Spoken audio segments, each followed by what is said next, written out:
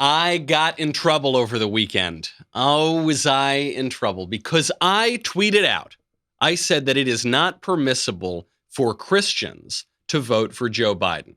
The tweet went viral.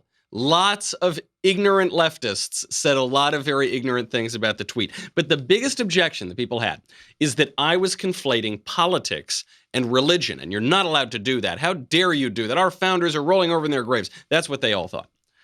I've got news for you, though. All politics is religious.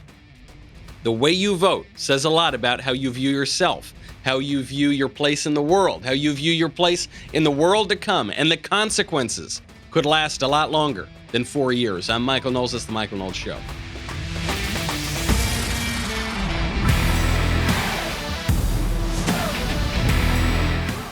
Welcome back. I hate getting in trouble. I don't really mind. I sort of like it sometimes. If we can change people's minds, then I am more than willing to get in trouble. And I think we can. First, though, my favorite comment from Thursday from Goggleman7, actually, the Democrats are voting for country over party. They're voting for China. That's true. They're not voting for our country over the party, but they might be voting for another country over that party. You know, this is going to be a crazy, crazy week. Obviously, the biggest political night of every 4 years is happening tomorrow night. And somehow, by the way, I feel rested.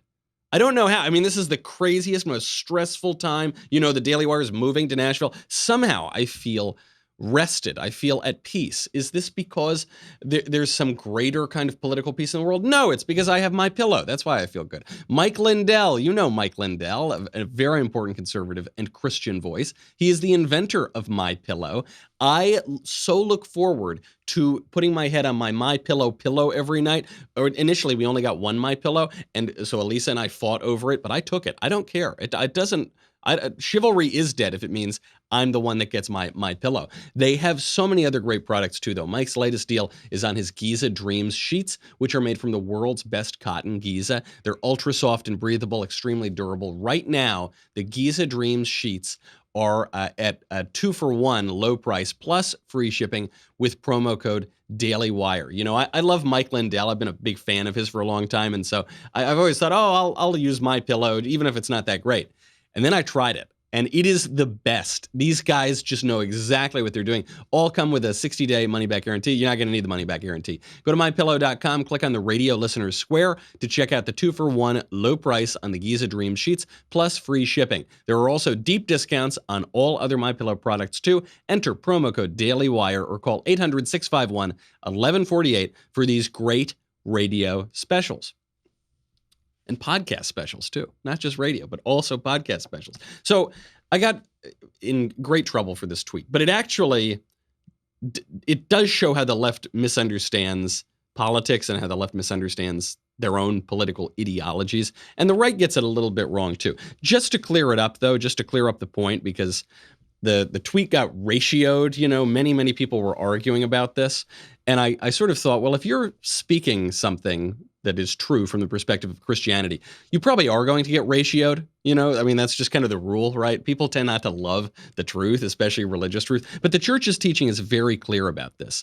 I will refer to the teaching of the Catholic Church. You know that I am Catholic. Catholic Church is the oldest church, but your mileage may vary if you are a member of a different denomination, but I bet it won't. The Catholic Church has taught the direct and intentional destruction of innocent human life from the moment of conception until natural death is always wrong and is not just one issue among many. It must always be opposed. Joe Biden seeks to not only defend, but to expand abortion in this country and to make taxpayers pay for it and to permit abortion essentially up until the moment of birth. In certain states, certainly up until the moment of birth. We cannot support that. It is immoral for faithful Christians to support that. Beyond it, as St. John Paul II taught in his apostolic exhortation, Christi Fidelis Laici, above all, the common outcry which is justly made on behalf of human rights, for example, the right to health, to home, to work, to family, to culture, you know, all the rights that the left is talking about all the time, is false and illusory if the right to life, the most basic and fundamental right, and the condition for all other personal rights is not defended with maximum determination. Not acceptable to vote for Joe Biden. And then beyond the issue of abortion, which is singular, it is not just one issue among many, but beyond that, there is this worry about socialism. Joe Biden is empowering socialists. Joe Biden, Kamala Harris in particular, empowering socialists. Christians cannot support socialism. The church has been very clear about this from the beginning. Many popes have written about this. Pope Leo the 13th, Blessed Pius the 9th, Saint Pius the 10th, Pope Pius the 11th, on and on and on. Pope Saint John the 23rd, rather, who was considered not the most conservative pope out there, but he, while he was invoking Pope Pius XI, said, a Catholic cannot subscribe even to moderate socialism. Even if you want to say, well, it's just kind of light little moderate socialism. AOC is not Stalin. I'm not so sure about that, but maybe you could make that argument. Doesn't matter. Can't be even moderately socialist.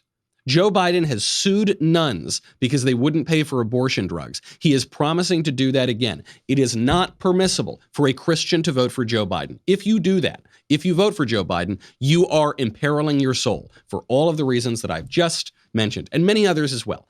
Religion defines politics. Cardinal Manning famously said, Cardinal Manning, a great religious thinker and a great political thinker too, he said, all human conflict is ultimately theological. When we're arguing about taxes, when we're arguing about immigration, when we're arguing about the death penalty, we are having theological arguments.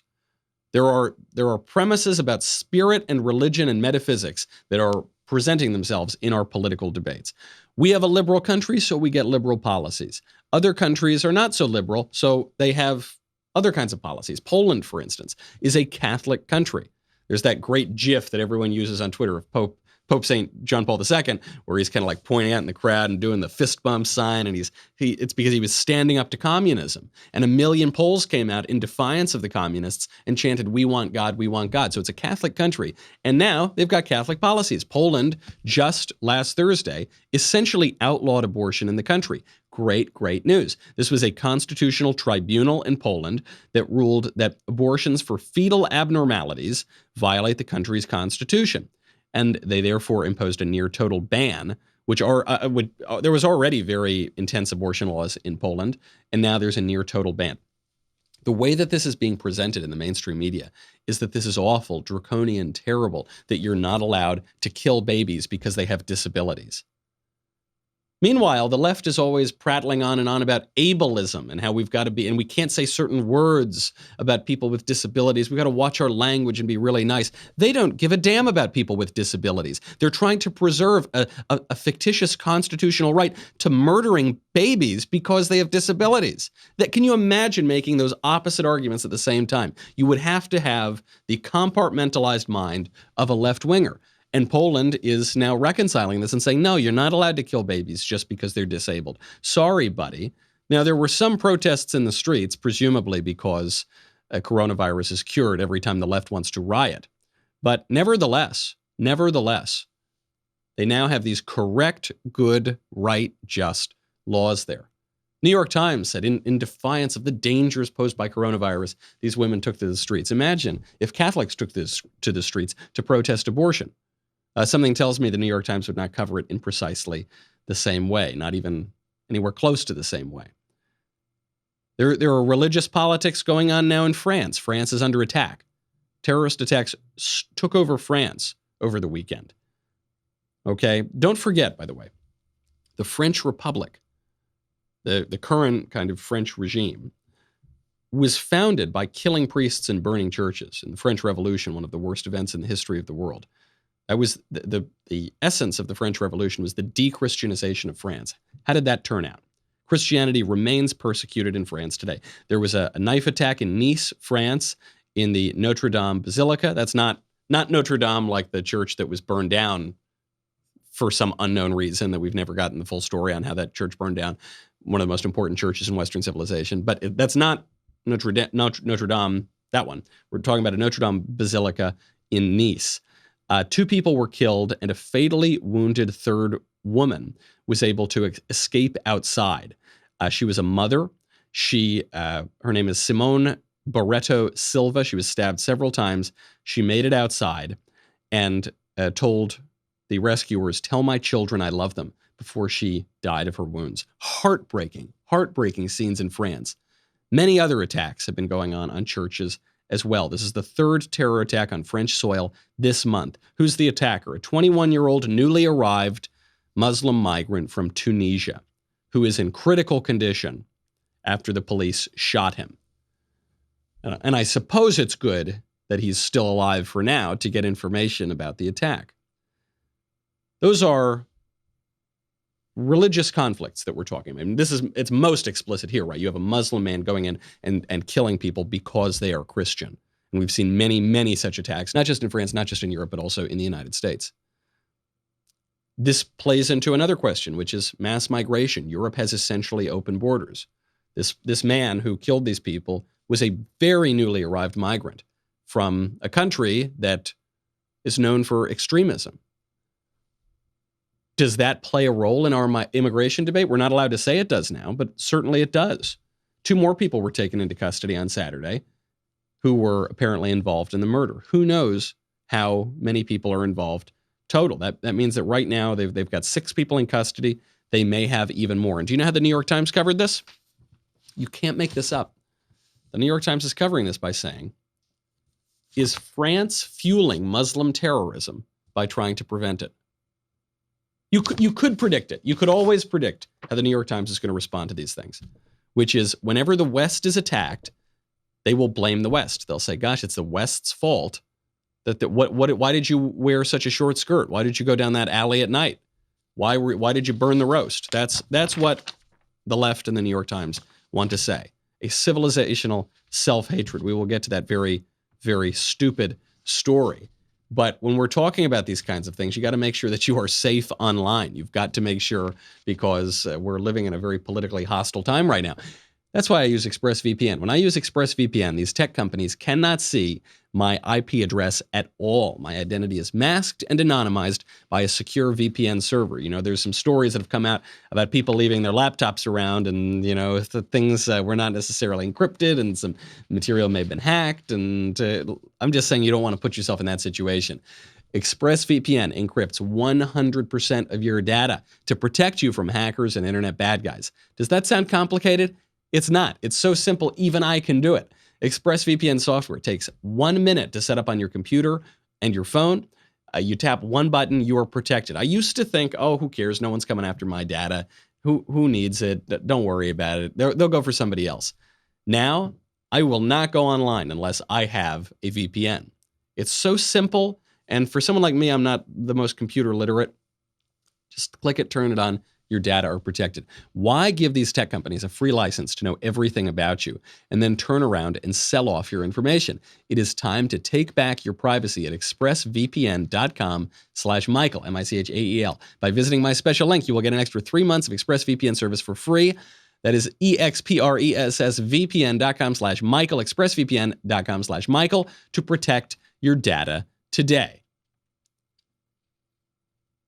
Marseille, France, begins the New York Times. Once again, terrorism strikes France.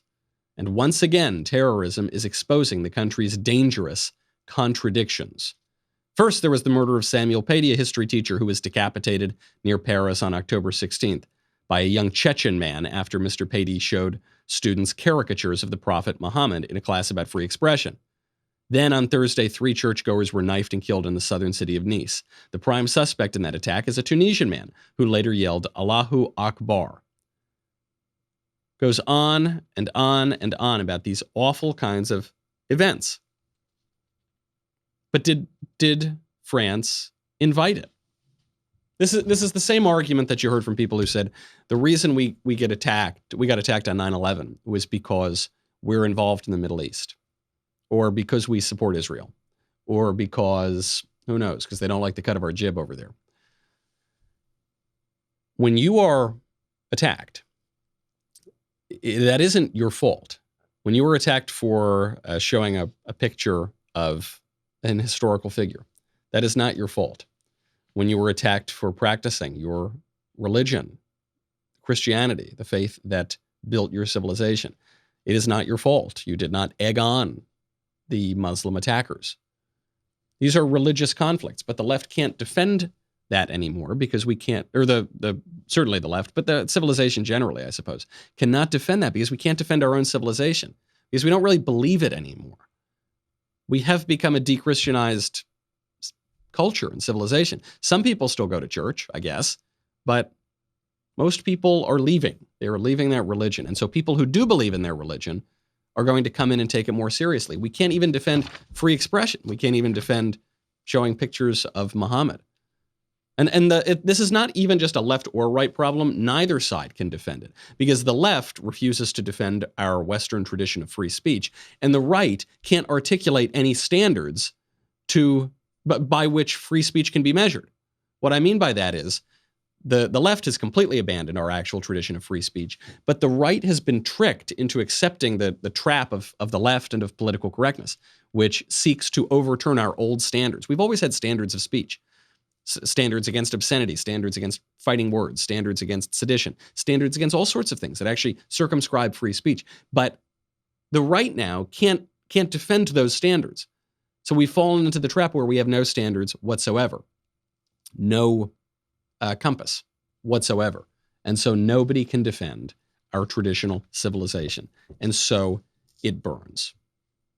The left summed this up. A Boston Globe op-ed columnist tweeted out a picture of a Trump parade, people in cars and trucks with Trump flags and American flags, and an ISIS parade, people in the back of cars in Iraq or Syria holding up ISIS flags.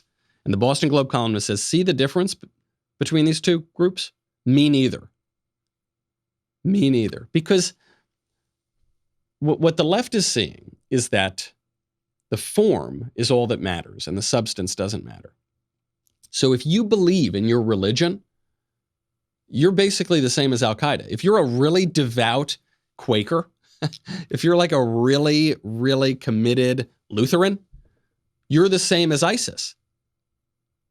Now, you might mention to them, actually, I don't know if you know this, but Quakerism and radical Islam are different things. And one of them is fine and harmless, basically. And the other one is very dangerous to the whole world. If you said that, you would be called a bigot. You'd be called an Islamophobe. You're no different than these Muslim terrorists. But it is different. It is different. The devil is in the details here.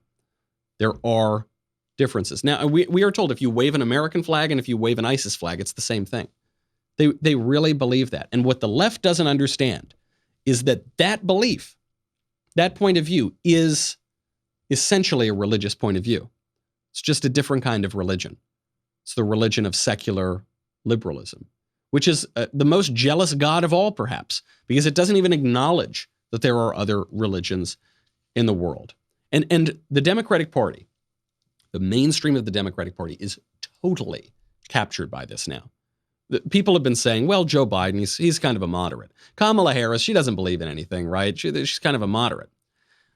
I don't think they believe in anything deeply, but they have, because they lick their index finger, put it up in the air and figure out which way the wind blows, they have picked a side. They've picked the side of radicalism, of socialism, of out-and-out communism, it would seem. Kamala Harris, through the Biden-Harris campaign, put out an ad over the weekend describing the difference, as she sees it, between equality and equity. She could not have gone further to the left-wing extreme. So there's a big difference between equality and equity. Equality suggests, everyone should get the same amount. The problem with that, not everybody's starting out from the same place. So if we're all getting the same amount, but you started out back there and I started out over here, we can get the same amount, but you're still gonna be that far back behind me. It's about giving people the resources and the support they need so that everyone can be on equal footing and then compete on equal footing. Equitable treatment means we all end up at the same place.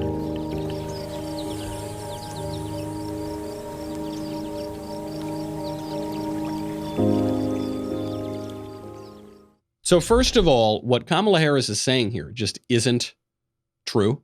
She's drawing a distinction essentially without a difference. Equality and equity are the same thing, and they come from the same basic root words. If there is a distinction, though, she completely misunderstands the distinction because equality is the state of having the same stuff, being equal, being identical, whereas equity refers more specifically to fairness. But what she's describing isn't fair. What she's describing is the opposite of fair. What she's describing isn't justice, it's injustice. She's saying that you're going to end up in the same place. And then what she says is completely incomprehensible. She says, the problem with equality is we can all begin at the same place. Or rather, we can all have the same shot, but we don't start at the same place. So we're not going to end up at the same place. So you need equity, this term that I'm redefining, to make sure that everybody starts at exactly the same place. But then actually, you've got to end up at the same place too. And then we can compete, right? So she says we're going to compete. But how are you going to compete if you are guaranteed to end up at the same place? You can. That's just a meaningless addition because it sounds like the kind of rhetoric that you would hear in the American political tradition. Well, we're going to compete and, every man is going to get what he can get. But she doesn't really mean that.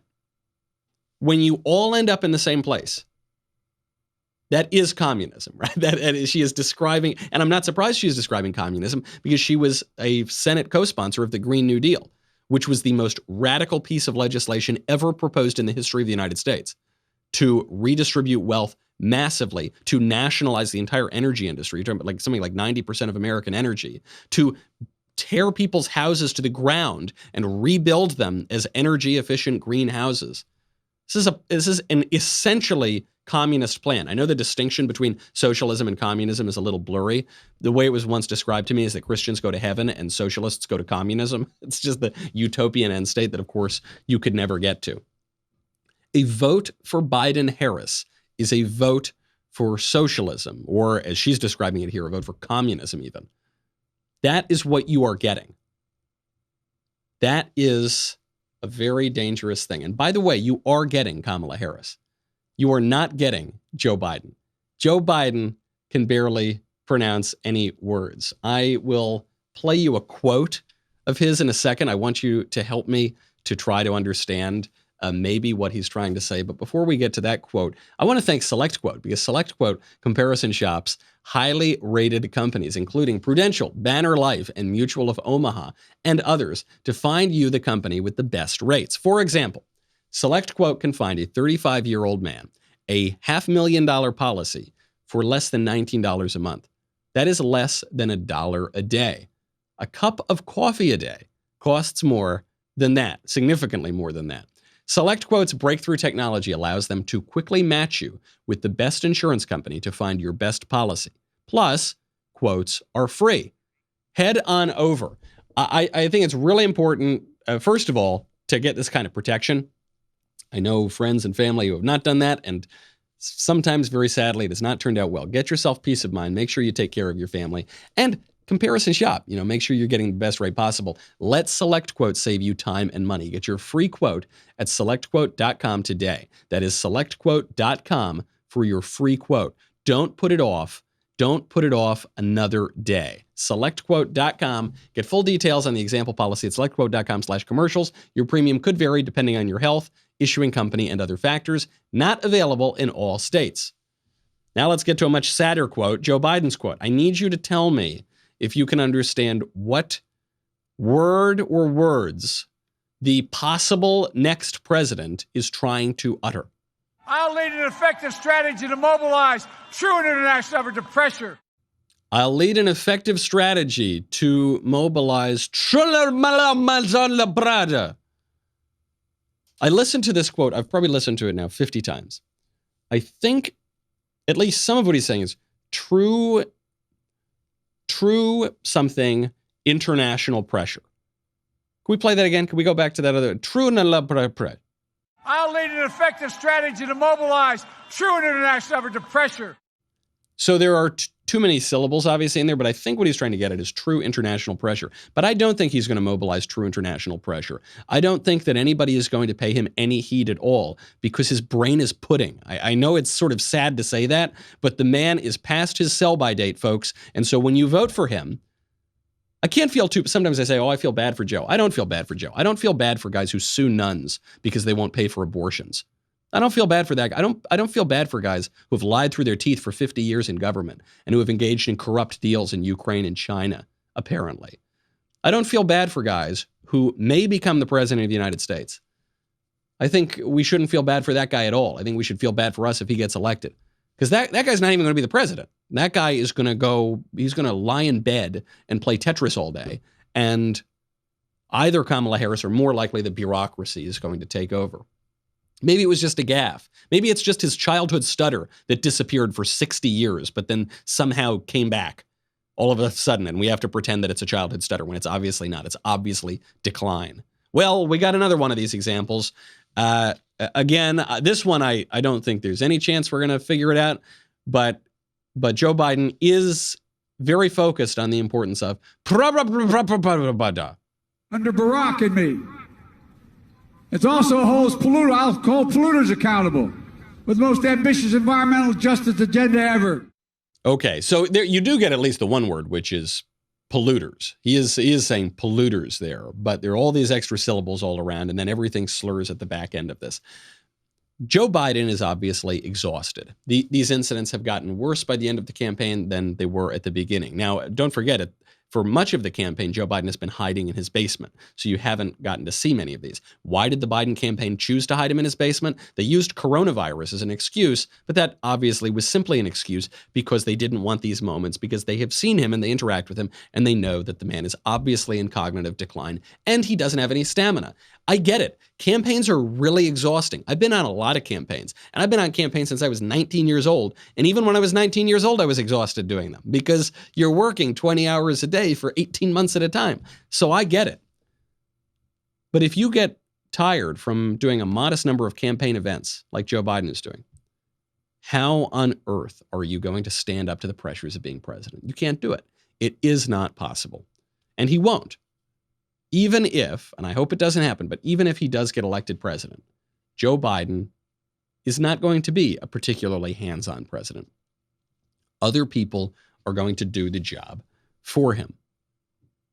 And unfortunately, the establishment that he is empowering, the groups that he is empowering, are socialists, radicals, people who don't want equality of opportunity. They want equality of outcome.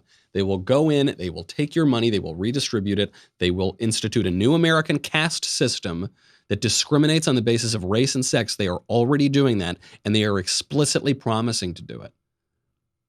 That's what you're going to get with Joe Biden. And some people are endorsing him somehow. Lady Gaga. I couldn't believe this was Lady Gaga. I saw a video going around the internet of a woman wearing camo clothing next to a big truck, cracking open a beer. And I assumed it was some kind of satire or parody, but no, it wasn't. It was just Lady Gaga endorsing Joe Biden. Hey, this is Lady Gaga. I'm voting for America, which means I'm voting for Joe Biden. And if you live in Minnesota, Pennsylvania, Georgia, Michigan, Florida, or Arizona, I encourage you to vote. And if you have a friend that lives there, tell them to vote. I'm going to be in one of these states tomorrow. Guess which one I'll be in? Hint, I used to live there. Cheers to the 2020 election. Where's the punchline? I assumed the setup was going to be Lady Gaga's wearing this kind of silly camo clothing that no one would expect her to wear. She's next to a big truck that no one expects her to drive. So I figured it was just going to be a joke about middle Americans, you know, the typical deplorable, irredeemable, bitter clinger thing. And she's going to say like, gee haw, y'all, I'm voting for Trump because I'm an idiot. Ha ha, you know, like the kind of thing that the left does all the time. But it wasn't that. It wasn't that because they know that if they do that, it'll turn off a lot of Americans and it will have the opposite effect.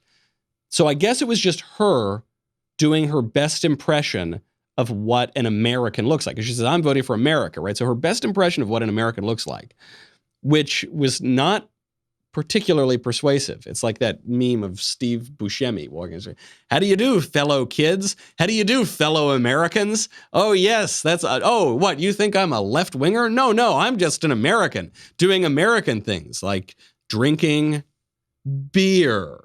Yes, I'm drinking a beer, standing next to a A pickup truck. Yes, that's what this one's, a pickup truck, right? The way you know it's completely ridiculous, by the way, is think about all the beer she just wasted. She took one little sip of beer and then crushed it and threw it on the ground. You don't crush a can and throw it on the ground until you have finished the beer. I'm not even much of a beer drinker. At least I know that. I would never, ever do such a thing. I think she probably turned off a lot of Americans that way too. These are totally different visions of America. It's funny that this is a stupid clip. It's obviously not going to convince anybody to vote for Biden. But it does show you how the left misunderstands America, doesn't get it, doesn't like America, doesn't want to have America. They can't do it. They can't speak fluently in the language of being an American. They can't speak fluently in what we want our country to be like. Because they want something different. They want equality of outcome. They want a racial and sexual caste system. They want imported foreign ideologies such as socialism. They want a materialist view of the world where electing them is going to save the planet because they tell us that Armageddon is coming in 10 years. No one knows the day or the hour, not even the Son, but only the Father, and apparently the left knows the day or the hour too. It's an entirely separate worldview that they are offering us. Or you can vote for America. And I don't care how much you don't like Donald Trump's tweets. This is about more than tweets, folks. This is a bigger election than that. This election is incredibly important. We are talking about a different prescription. You know, very often we hear, this is the most important election of our lifetime. And then the next election, you hear, this is the most important election of our lifetime. And then the next election, what do you hear? You hear the same thing. And we make fun of that. We say, oh, it's just politicians trying to get votes. Sometimes that's true. But sometimes it really is the most important election of our lifetime. And there's no contradiction, by the way, if the next one is even more important. Actually, that would make sense, wouldn't it? If we're in so dire a position politically in this country that Republicans fear, rightly, that we could lose the ability to win elections at a national level if the Democrats win. If the Democrats win, they're already promising to end the filibuster, pack the Supreme Court, and add 2 new states, which would end the Republican Party as a national governing party. You couldn't win a presidential election after that, because you'd be adding 2 Democratic states to the country and upending the constitutional order, to say nothing of packing the court, which would end any chance we have of getting a halfway decent judicial ruling. So yeah, obviously that election is the most important election in your lifetime, if it means the extinction of your political party, very likely. But then what's going to happen next election? Presumably that's going to be the most important election too. Might be even more important, depending on how they're jockeying for power. There's no contradiction here. You've just got to embrace the significance. Some elections don't matter all that much. Some elections really do. Make sure you tune in tomorrow, Tuesday, November 3rd at 3 p.m. Eastern, 12 p.m. Pacific. We will be streaming. We will have special guests, live interviews, and more, where we will be covering the results with you in real time. Even better, join Daily Wire now. Get 25% off with code ELECTION, so you can watch all of our election coverage live on our Apple TV and Roku apps. So watch the election with us at dailywire.com. Get 25% off your Daily Wire membership with code ELECTION, ELECTION, when you sign up today. Head on over to dailywire.com. We'll be right back with a lot more.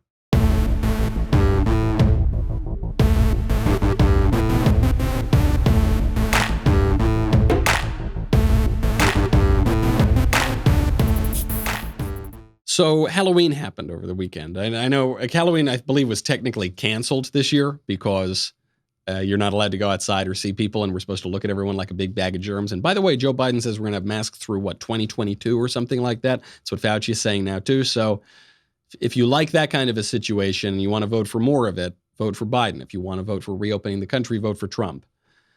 Some people still wore Halloween costumes. Alyssa Milano went out there and dressed as, this is the favorite costume this year for the left, RBG, the late Justice Ruth Ginsburg. So first she tweets out, happy Halloween, RGB forever. RGB. Is it RGB? Ruth Ginsburg Bader? No, that's not her name. You love this woman so much, but you don't know her name. Okay, then she deletes that tweet and reposts, says, happy Halloween, Ruth Bader Ginsburg, hashtag notorious RBG. But then I looked at, how did she spell Ginsburg? Ginsberg. Not how you spell Ginsburg. So the left, we are told we have to take them seriously on matters of jurisprudence, on matters of political philosophy, matters of the Constitution. Even the justices that they love, that they idolize, truly idolize, they can't spell their names. Maybe the third time was the charm. I don't know if she tried a third go. They don't know anything about this. I mean, you saw it especially last week when they redefined court packing. Court packing has a specific definition. So when you add justices to the Supreme Court, you increase the number of justices so that you are more likely to get a judicial ruling favorable to you.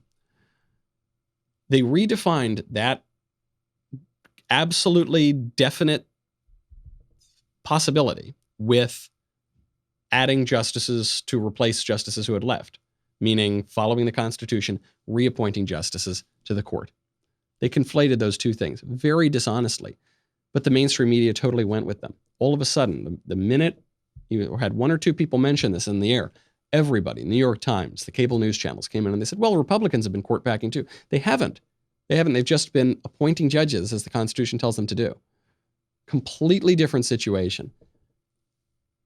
Republicans and conservatives have no responsibility to engage in these bad faith debates with them. They are not having a debate. They don't know anything about this, and they don't want to know anything about this. They don't want to know anything about the Constitution. They don't want to know anything about the law. They don't want to know anything about our founding. They don't like our founding. They don't like the country. The premise of progressivism, now going back 100 years, is that the founding of the country was wrong and mistaken, and now we need something else. We need to change it fundamentally. The premise of the 1619 Project, which is now the hottest framing of American history on the left, is that the country was rotten from the very beginning, evil, terrible, and we need to undo the founding of our country and refound the country in a different way along leftist lines to have a good country. Now, we need to stop them from doing that. The way we stop them from doing that is we suppress their anti-history. We boot them out of the institutions that they've hollowed out and destroyed, and most notably the universities, and we beat them at the elections, and we don't allow them to mobilize the bureaucracy to overturn the results of the election like they tried to do in 2016, after they had already spied on our candidate in 2016. That's how we win. We have no obligation to engage in a bad faith debate. I like good faith debates. If a left-winger wants to come up to me in a good faith debate, I'm more than happy to do it. I love that stuff. But there is no reason to take the bait. You know, we talk often about the free marketplace of ideas, and I suppose there's something to be said for that. You want to persuade people. But the left has to be playing by the rules of the marketplace. And if they're not, if they are just coming in and redefining terms willy-nilly and doing anything they can to club you over the head and take away your political power, you have no need to engage with that. Actually, it'll just be a waste of your time. You've got to win. There are, I think, 3 Never Trump Republicans left in the country, and what they are doing is wrong and immoral. They're doing it, and you can listen to their own arguments. You know where they're over at The Bulwark, which gets 3 viewers every month, or places like Bill Kristol's websites, things like that. And what they are peddling is sanctimony and self-righteousness, because they say Trump is icky and I don't like him and I want to be really well regarded by liberals, so I'm not going to vote for him. That makes me so moral and pure. It doesn't. It doesn't. It's wrong. It's wrong to do that, especially in an election like this. I think you know where I stand politically in this election. I haven't made any big secret of it. I have criticized Trump on many occasions. I often criticize him on the language around criminal justice reform and that jailbreak bill that he pushed a year or two ago, the First Step Act. And I'm not saying we need to agree with the guy on everything, but he is the best president of my lifetime. There's no doubt about that. And regardless of mistakes that he's made in office, I felt he should have reopened the country much earlier with coronavirus. He didn't. Doesn't matter. He handled coronavirus better than any Democrat in this country. And he gets no credit for it. Andrew Cuomo, his policies directly killed thousands of elderly people. We can trace it. And now he's trying to cover it up by preventing investigations into it. Donald Trump's policies did save people. I wish he had ended the lockdowns, pushed to end the lockdowns earlier. That would have been better. But he's still, look, it was a tough situation, once in a generation, and it's difficult to handle. I don't know. There was no perfect way to handle it. There was no way to handle it without a lot of damage around. Still, there's no choice. There's no choice in this election. Obviously, you got to vote for Trump. My favorite endorsement of Trump it went viral around the internet. It's some older guy sitting in his car explaining in really blunt terms the stakes of the election. Barry, who you voting for? Donald J. Don Trump, the Don. Why? Because he's the best president since sliced bread. That is funny. The man do what he say he's gonna do. I never see it yet in my life. Everything the man say he's gonna do, he do it. Then his sister, his family trying to put him down. She don't even know what a great man this man she have in her own damn family. He's sick. This girl, she get paid to talk garbage. The man is a genius. What about the man could fix numbers and it's all the bottom line is the account receivable and accounts payable. The books, man. What about Biden? Biden, that criminal, 47 years, he didn't do nothing for the black man. So you're telling people to vote for Trump, right? They have to. If they do not vote for Trump, it's finished, brother. God is in the midst. He's sealed and covered by the blood. They can't touch him. God sent him the right time. Believe me, I'm here 47 years, and this is the best. The best. He's the greatest thing since sliced bread. Sliced bread. You know, he said it in a funny way, so a lot of people are going to say, oh, this guy is a little bit crazy. Show me the lie. Show me the lie in that guy's endorsement. I think he's spot on. It actually goes on about a minute longer. He didn't have time to play the whole thing. I encourage you to go find it, though, because that guy makes a great point. Trump does what he says he's going to do. That's what people have been so shocked about with him. The key example is moving the embassy in Israel from Tel Aviv to Jerusalem, which most people in America don't really care about that all that much. But I think it's very important, not even just for moving the embassy, but because of what it says about American power, American resolve, the way we treat our allies, the way we treat our enemies, the way we treat our voters when we say we're going to do one thing. Because both parties in this country had been promising to do that exact thing for decades. It had been the official policy of the United States. And everyone just knew, they're not really going to do it. So when you'd hear a politician promise it, you'd say, okay, but what does that really mean? It really means he's not going to do this. And then Trump gets in. And Trump, I guess he never learned that lesson. So he goes in and actually does it. People are shocked. Oh my gosh, you can't do that. The thing you promised to do, the official U.S. policy.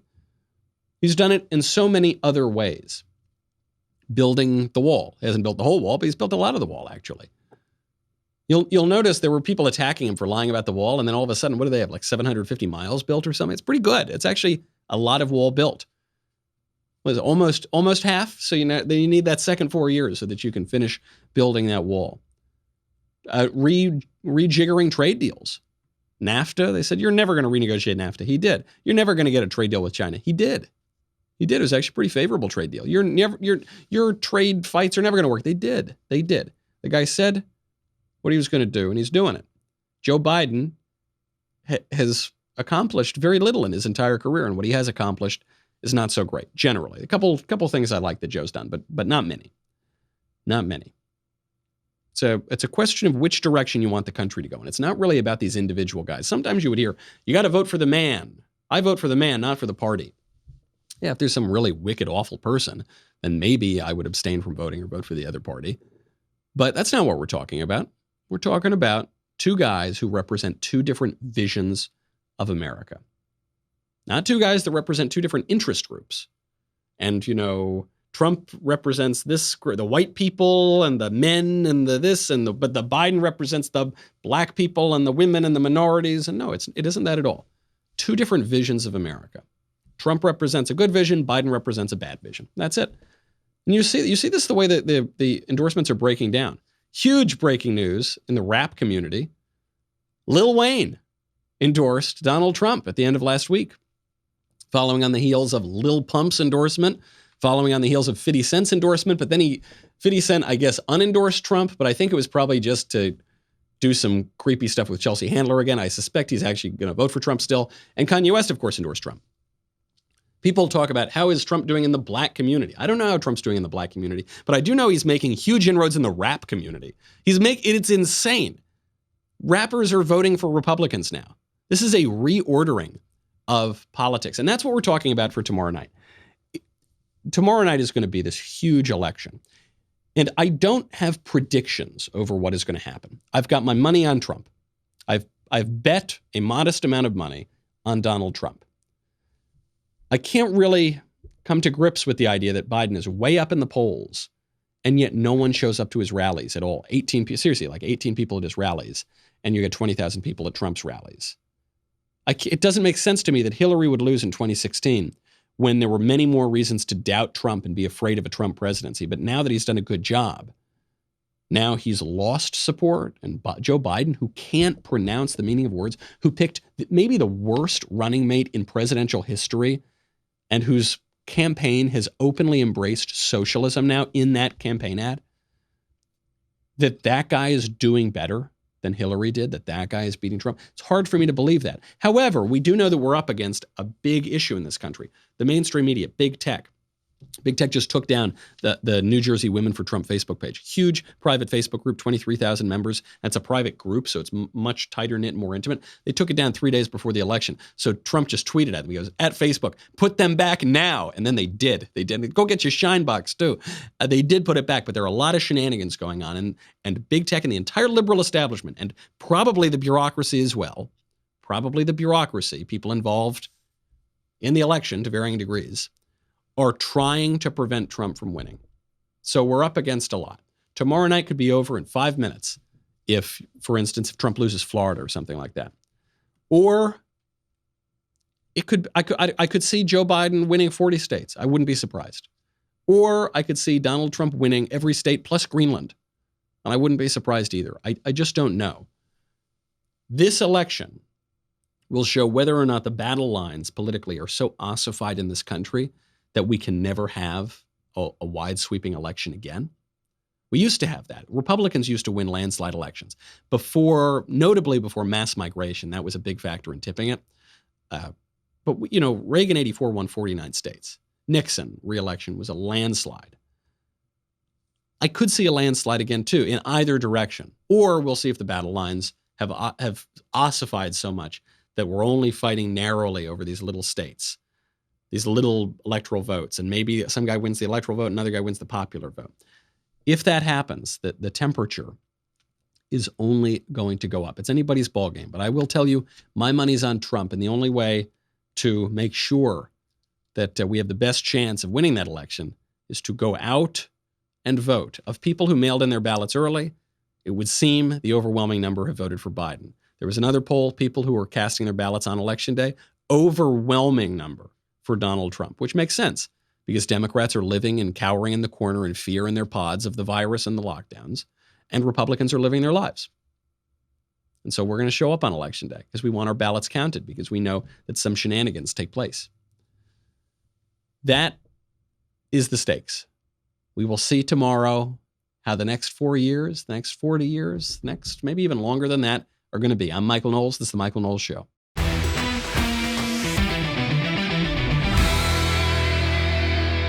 The Michael Knowles Show is produced by Ben Davies. Executive producer, Jeremy Boring. Our technical director is Austin Stevens. Supervising producers, Mathis Glover and Robert Sterling. Assistant director, Pavel Wadowski. Editor and associate producer, Danny D'Amico. Audio mixer, Robin Fenderson. Hair and makeup, Nika Geneva. And production assistant, Ryan Love. The Michael Knowles Show is a Daily Wire production. Copyright Daily Wire 2020. The Matt Walsh Show, it's not just another show about politics. I think there are enough of those already out there. We talk about culture because culture drives politics and it drives everything else. So my main focuses are life, family, faith. Those are fundamental, and that's what this show is about. I hope you'll give it a listen.